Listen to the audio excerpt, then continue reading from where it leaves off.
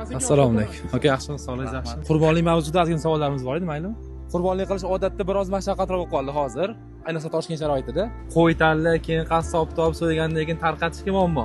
Endi bitta xayriya guruhi bo'lsa-da, hamma ish siz nomingizdan qilsa, 6 yil, 7 yillarni faoliyat yurg'izayotgan bo'lsa, ustozdan katta ustozdan tavsiyalari bo'lsa, boquvchini yo'qotgan 700 tadan oshiq oilasi bo'lsa, 2000 ga yaqin qaramog'ida bolalar bo'lsa, o'sha 700 taning ichida. O'shalarga qurbonligingizni bir qismini bergan bo'lamisiz?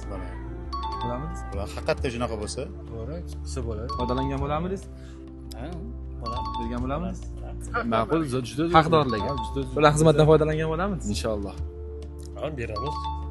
Mana o'zingizlar ko'rdinglar, har xil yoshdagi odamlardan intervyu oldik va ular bizning xizmatimizdan foydalanishlarini aytishdi.